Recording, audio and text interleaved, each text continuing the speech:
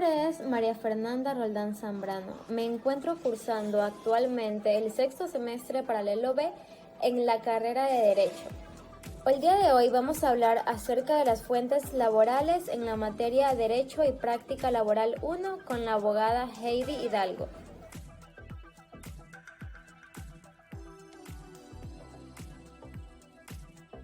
El derecho laboral se encuentra dentro de los denominados derechos de carácter social.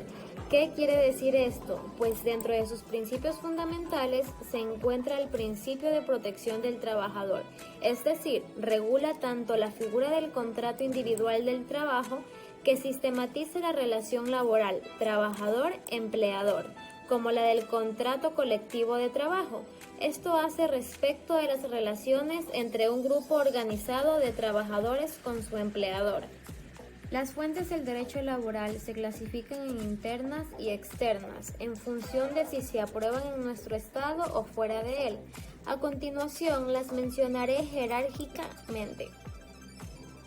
Entendemos por fuentes jurídicas internas al conjunto de normas jurídicas que se encargan de regular una situación en concreta, es decir, cuyo origen se encuentra en un hecho o acto que el ordenamiento jurídico retoma para crear una disposición que sancione o regule determinada situación o fenómeno social.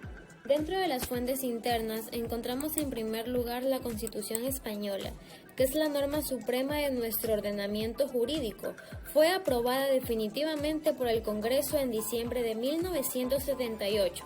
Luego encontramos las leyes orgánicas, son las que regulan las materias relativas al desarrollo de los derechos fundamentales y de las libertades públicas, las que aprueban los estatutos de autonomía y la Ley General Electoral. Estas se aprueban por mayoría absoluta en votación, es decir, son leyes que regulan cosas muy importantes como derechos fundamentales e instituciones básicas del Estado. Luego, las leyes ordinarias. Estas regulan el resto de materias objeto de ley. Son todas las leyes aprobadas por las Cortes Generales que no tengan carácter de orgánicas y que se elaboren por el procedimiento legislativo normal. Para su aprobación definitiva se requiere mayoría simple en el Congreso. Luego encontramos los decretos y leyes. Aquí la Constitución establece que en caso extraordinario y de urgente necesidad, el gobierno podrá dictar disposiciones legislativas provisionales que tomarán la forma de decretos leyes. Después, en los decretos legislativos, estos son elaborados por el gobierno por encargo de las Cortes Generales. Aquí encontramos los textos articulados, en donde las Cortes aprueban las leyes de bases, es decir, que fijan unas directrices que posteriormente son desarrolladas por el gobierno. Y los textos refundidos, en donde las Cortes pueden autorizar al gobierno a reunir en un solo texto una serie de leyes dispersas que regulan una única materia. Después de esto encontramos los convenios colectivos. Estas son normas elaboradas por los representantes colectivos de empresarios y trabajadores, en las que se establecen las condiciones básicas del trabajo.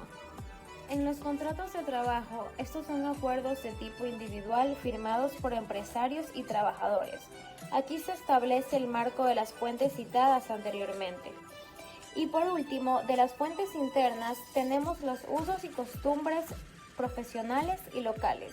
Aquí se aplicarán en aquellos casos en los que se pueda demostrar su existencia, es decir, que no incurran en ilegalidad y no vayan en contra de la moral.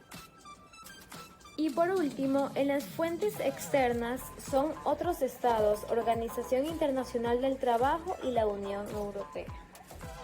Dentro de las fuentes externas tenemos en primer lugar los tratados internacionales. Estos son acuerdos firmados por varios países entre los que se encuentra España, es decir, son aprobados por las Cortes Generales, por lo que pasan a tener vigencia directamente en nuestro país una vez que hayan sido aprobados y publicados. Luego encontramos la Organización Internacional del Trabajo. Su finalidad es promover acciones internacionales para mejorar las condiciones de este y el nivel de vida de los trabajadores. La OIT se encarga de elaborar programas de asistencia y asesoramiento a los países que lo requieran. Básicamente encontramos tres tipos de normas: Los convenios. Estos tienen un carácter de tratados internacionales que, al ser suscritos por varios estados, dan lugar a una especie de derecho internacional del trabajo.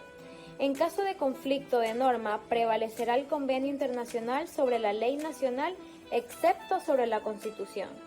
En las recomendaciones, estas son normas que carecen de carácter vinculante para los Estados miembros y solo se obliga a informar a la OIT sobre el grado de cumplimiento de lo recomendado.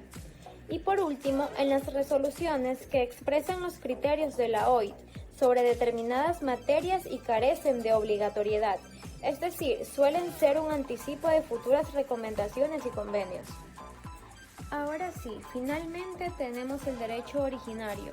El derecho originario comprende los tratados constitutivos, es decir, los tratados de Roma, Tratado de Bruselas y Tratado de Maastricht, y los sucesivos tratados de adhesión. El derecho originario abarca de las disposiciones normativas aprobadas en las instituciones. Son las siguientes: reglamentos, que son las normas que se aplican a todos los Estados miembros. Decisiones son normas de obligatorio cumplimiento. Directivas establecen objetivos a cumplir a los Estados miembros, es decir, que deberán dictar normas internas para ejecutarse lo que establecen. Y las recomendaciones y dictámenes, que son resoluciones que orientan sobre actuar a los Estados miembros.